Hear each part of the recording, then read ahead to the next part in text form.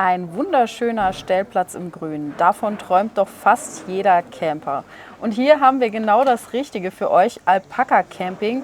Mit euch findet man mittlerweile über 4000 private Stellplätze in aktuell Deutschland oder wie weit? Deutschland, Österreich sehr stark und Italien, Frankreich, Schweiz sind wir gerade in der Akquise, dass wir auch ganz Europa dann bald haben. Gut, dann stell dich mal vor. Stell dich und Alpaka Camping mal kurz vor. Ich bin der Christopher, einer der Gründer von Alpaka Camping. Wir haben vor gut 2 Jahren im Lockdown von Corona gestartet, die Plattform aufzubauen und haben da jetzt, wie du schon gesagt hast, über 4000 Stellplätze akquiriert, auch über 35.000 Kunden schon, haben mehrere 10.000 Nächte schon verbucht. Also es hat sehr gut geklappt. Uns ist einfach wichtig, dass die Plätze nicht ein Massentourismus sind, dass ganz viele aufeinander stehen, sondern auch ganz wenige, teilweise auch ganz allein, immer irgendeinen Bezug zur Natur, zum See, dass einfach ein besonderes Erlebnis ist, campen, wie es sein soll. Ja, also nicht mehr wild campen, sondern sich gezielt einen Platz im Grünen oder am Wasser, an einem Weingut, hast du auch vorhin so schön beschrieben, dass man auch mit bestimmten Personen kooperiert, wenn man zum Beispiel ein Plätzchen am Weingut hat, sich dann auch abends noch eine kleine Weinprobe mit dazu buchen kann. Also ein tolles Erlebnis. Wir haben hier eine Webseite, alpakacamping.de, und ihr bietet zum einen eben diese Stellplätze, aber ihr habt auch Entsorgungsstationen, Ab- und Unterstellplätze und bei euch kann man Wohnmobil mieten. Aber wir bleiben jetzt erstmal bei der Stellplatzsuche. Das heißt, das ist so ein gängiges Interface. Ich kann mir mal einen Ort suchen. Am besten gibst du mal einen Ort ein, wo du weißt, es gibt gut Stellplätze. Da geben wir mal direkt unsere Heimat ein. Da haben wir auch die erste Campinggemeinde Deutschlands gegründet. Das war auch eine relativ coole Sache. Da wurde auch viel berichtet drüber. Haben wir hier WLAN? Ja, das Internet ist so langsam. Ja, wir haben hier leider nur WLAN und das Internet ist ein bisschen langsam. Aber ihr versteht, ihr sollt einfach mal das Prinzip kennenlernen. Und zwar gebe ich meinen Ort ein und ihr habt eine interaktive Karte, in der ich sehe, wo in der Nähe irgendwelche Stellplätze sind. Und ich habe es mir vorhin mal mobil angeschaut. Wenn ich da drüber habe, dann wird da auch der Platz direkt angezeigt. Genau, so ein bisschen, ich weiß nicht, ob in der... klicken. Mach du mal. Genau, dann sehe ich schon mal das erste Bild, kann mir das Ganze anschauen, was es denn so los ist. Ich kann auch hergehen und kann dann filtern, kann auch das An- und Abreisedatum sehen, weil das ist bei uns auch ein wichtiger Punkt. Ich kann direkt sofort buchen. Ich muss nicht erst eine Anfrage stellen, hallo lieber Landwirt, hast du vielleicht Zeit, der gerade auf dem Traktor sitzt, sondern alles, was ich sehe, kann ich auch direkt buchen, bezahlen, bekomme die Buchungsbestätigung und kann auch hinfahren. Ich sehe natürlich auch die Ausstattung, ist ja auch sehr wichtig, Strom, Wasser. Für welches Fahrzeug ist es auch geeignet? Bei uns auch ein großes Thema, dass auch Wohnwägen auch einen Platz finden. Das wird oft vernachlässigt in der Branche. Und so kannst du die Plätze dir aussuchen, kannst sie direkt buchen, entweder spontan für heute oder auch schon fürs ganze nächste Jahr. Okay. Und wenn ich jetzt zum Beispiel jemand bin, der so einen Stellplatz zur Verfügung stellen möchte, ich habe zum Beispiel ein Grundstück und möchte den Platz zur Verfügung stellen, kann ich mich da an euch wenden? Einfach loslegen, einfach entweder anmelden bei uns oder uns kontaktieren und dann helfen wir. Wir helfen da auch dann die richtigen Bilder auszuwählen, schöne Bilder zu machen, eine tolle Beschreibung zu machen, dass er sich auch wirklich was vorstellen kann, dass der Camper dann auch Lust hat, vorbeizukommen. Und bezüglich Preisen habe ich schon gesehen, wenn man sich da jetzt zum Beispiel so einen Stellplatz mietet, haben wir hier 18,10 € pro Nacht. Das ist eigentlich schon teilweise günstiger wie auf dem Campingplatz, oder? Das ist ganz unterschiedlich. Teilweise sind die Plätze sehr günstig, weil der Winzer sagt, komm vorbei und kauft dann noch einen Wein. Teilweise sind sie auch ein ganzes Stück teurer als ein Campingplatz. Es kommt immer darauf an, was ich auch möchte und wo ich stehe, in welcher Gegend. Wenn ich direkt am Wasser in den Alpen stehe, wo ich sonst nicht annähernd stehen kann, wo es auch keinen Campingplatz gibt, dann zahle ich natürlich mehr, als wenn ich sage, ich stehe irgendwo einfach mal spontan fürs Wochenende zum Radfahren in einer weniger frequentierten Richtung. Und hier sehe ich gerade direkt bei den Kirchschönbacher Alpakas. Ja. Also da bewahrheitet sich auch der Titel Alpaka Camping. Wer möchte, kann in der Kulisse von Alpakas campen und sicher auch mal ein paar Alpakas kennenlernen, oder? Absolut, genau. Der Name ist nicht immer bei jedem Platzprogramm, aber auch ganz oft natürlich haben wir viele Alpakahöfe, die bei uns auch mitmachen. Ja, ich habe dich eingangs schon gefragt, wie seid ihr auf den Namen gekommen? War es vielleicht, wo euer erster Stellplatz irgendwie mit Alpakas was zu tun hatte? Aber nein, es war so euer Arbeitsname und der ist dann so geblieben. Der ist dann so geblieben und natürlich auch typisch deutsch, wie das Ganze auch läuft. Sind wir im Handelsregister, stehen wir nicht drin, nur in der Vermittlung von Stellplätzen im Grünen, sondern auch Vermittlung von Stellplätzen im Grünen, auch mit Alpakas, sonst dürften wir den Namen nicht machen. Da sind wir so richtig deutsch, bürokratisch mit dabei. Aber schön, ich meine, du hast auch schon gesagt, Alpaka ist so ein Trendtier, das sind tolle Tiere, aber es gibt mittlerweile auch viele so Alpaka-Wanderungen oder Produkte mit Alpaka-Wolle. Also ist schon ein guter Name, finde ich super. Prägt sich auch ein. Ja, und du hast schon gesagt, die charakteristische Farbe lila, die hat normalerweise, würde man Campen im Grün erstmal mit Grün assoziieren, aber nein, ihr geht eine ganz moderne Richtung und sagt, wir machen das lila, also eine sehr individuelle und auffällige Farbe. Ja. Gut, und dann gibt es noch Entsorgungsstationen. Das heißt, ich habe jetzt einen Camper und möchte eine Entsorgungsstation finden. Auch hier gibt es das Interface, wo ich suchen kann, wo ich hin möchte, in welcher Region ich bin und sehe dann entsprechend Entsorgungsstationen.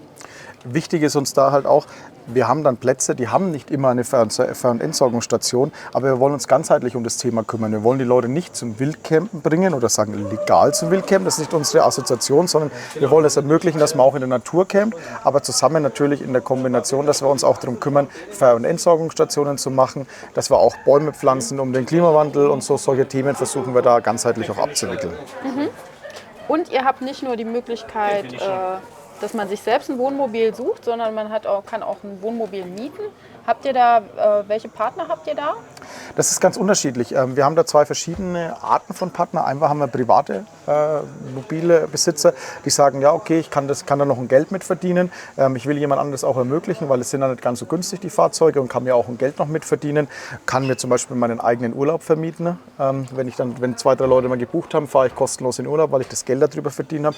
Oder auch professionelle Vermieter, die haben wir komplett alle auf der Plattform und da bieten wir das auch komplett mit an. Okay, also ich kann mich da auch bei euch melden, wenn ich ein Wohnmobil zur Verfügung stellen möchte, dass ich das bei euch dann auch online eingebe. Auch da kümmern wir uns. Zum Beispiel Mietfahrzeuge, Wohnmobil, Alkoven, Camper, Van oder Wohnwagen mieten, da ist alles dabei. Genau. Hugo der Hümer, komm, den gucken wir uns mal an. Was kann Hugo denn? Ich habe bei mir das Klicken auf dem MacBook ein bisschen anders eingestellt. Was muss ich denn machen? Na, klick du am besten mal.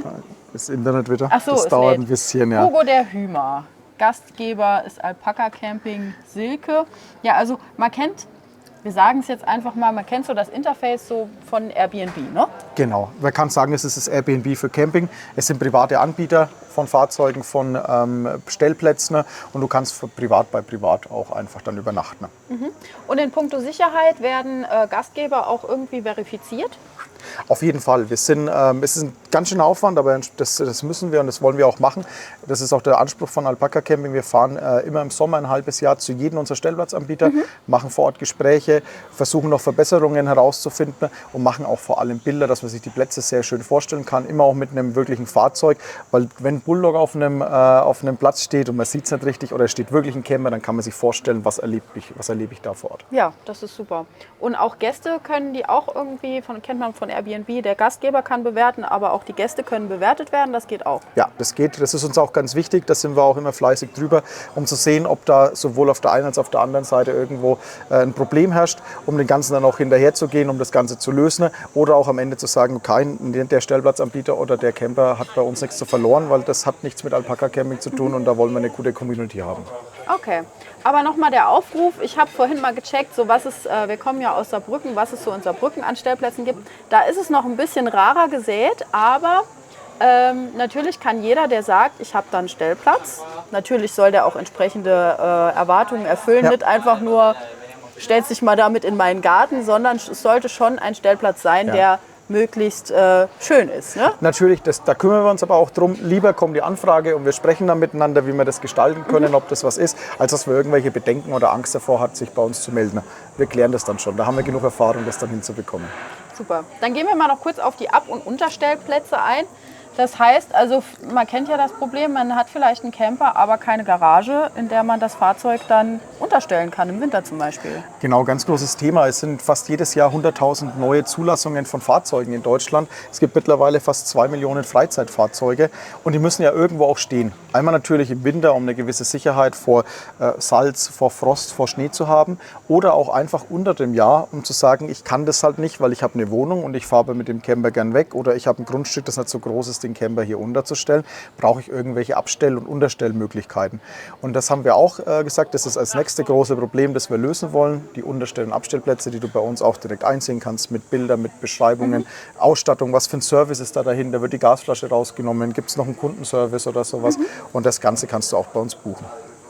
Ja, wir gehen mal noch mal auf das Team ein. Du bist Mitgründer von vier 4 Teammitgliedern. Richtig, genau. Wir haben da damals gestartet. Der Dominik ist unser Ideengeber.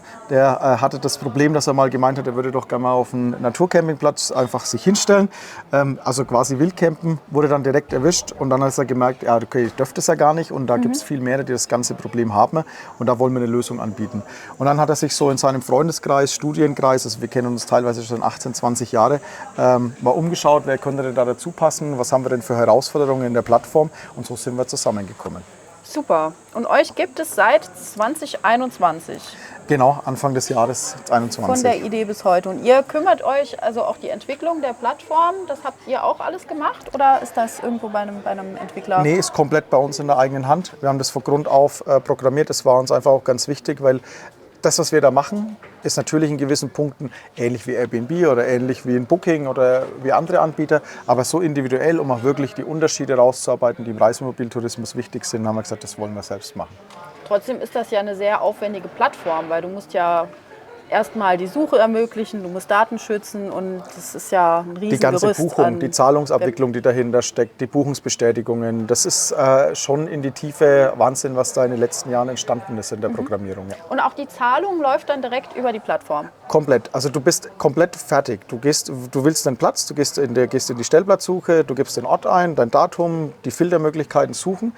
Der Platz gefällt dir, du buchst ihn, du bezahlst ihn, du bekommst die Buchungsbestätigung und auf der Buchungsbestätigung hast du die Koordinaten und kannst auch direkt hinfahren. Also es ist teilweise noch gar nicht irgendwie nötig, dass du noch den Landwirt antriffst, dass der dich eincheckt. Nein, du fährst hin, allein an deinen See, hast einen schönen Tag, am nächsten Tag reist du wieder ab. Du musst gar keine Kommunikation haben, wenn du das möchtest. Aber man kann, wenn man will. Man kann, ne? genau. Also wenn man zum Beispiel an einem Weingut ist und möchte irgendwie gerade noch ein bisschen Wein kaufen, dann ist einem das natürlich nicht verwehrt. Und man kann auch, wenn man einen entspannten Gastgeber hat, dann auch, was weiß ich, abends noch zusammen grillen. Das kennt man ja alles von Airbnb. Absolut. Da gibt es die keinen Kontakt haben, aber es gibt auch welche, die sagen, ey, komm, ich zeig dir noch ein bisschen die Stadt oder zeig dir noch hier was in der Umgebung. Und das ist schon eine coole Sache. Ja. Und ihr habt auch eine gute Google-Bewertung von 4,9. Also ihr gebt euch wirklich Mühe. Das Support-Thema ist einfach ein ganz, ganz großes. Dadurch, dass es ein neues Konzept ist, dass es so noch nicht gibt, ist ganz wichtig. Was sprechen die Leute darüber? Gibt es wirklich ein Vertrauen, das Trust-Thema? Kann ich jetzt wirklich mit einer Kreditkarte was zahlen, was irgendwann eine Wiese ist? Ja. Also das ist für die Leute einfach weit weg, gerade in der Branche. Und da versuchen wir einfach das Vertrauen zu geben, dass das alles funktioniert, dass das passt, dass das alles gut ist. Und deswegen steht auch unsere Google-Bewertung mit auf der Startseite. Ja, ja, und hier auch nochmal euer Zitat, Camping, wie es sein soll. Ich stelle mir Camping auch so vor. Ich bin bisher kein großer Camper. Also ich habe noch keinen Wohnwagen, aber ich kann mir auch nicht vorstellen, da auf so einem riesen Campingplatz die ganze Zeit zu... Es gibt natürlich Liebhaber, die haben da quasi ihr Häuschen im Grünen. Aber mein Wunsch wäre auch, irgendwo hinzufahren, ans Meer oder mitten in den Wald rein und da einfach mal die Natur zu genießen. Und das kann man mit euch, ne? Absolut wichtiger Punkt auch noch, wir sind nicht annähernd ein Mitbewerber oder ein Konkurrent zu einem Campingplatz. Wer auf einen Campingplatz will, der macht das. Der geht auch ganz oft auf den Campingplatz, aber dann am Wochenende auch mal 1, 2 Tage mit uns campen. Also wir sind da niemand, der irgendjemand was wegnimmt, sondern wir ergänzen einfach die Möglichkeit, das Fahrzeug öfters zu nutzen, als nur einmal 2 Wochen im Sommerfest an einem Platz. Ja, super. Also, mein Aufruf, alpakacamping.de. Schaut vorbei, egal ob ihr campen wollt oder ob ihr euren Stellplatz oder einen Stellplatz zur Verfügung stellen möchtet. Ihr habt da tolle Möglichkeiten und ich drücke euch die Daumen, dass ihr da jetzt in schneller Zeit ganz, ganz viele weitere Stellplätze bekommt, weil ja, das Konzept finde ich wirklich stark, super und wünsche ganz, ganz viel Erfolg und bedanke mich ganz herzlich fürs Interview. Dankeschön.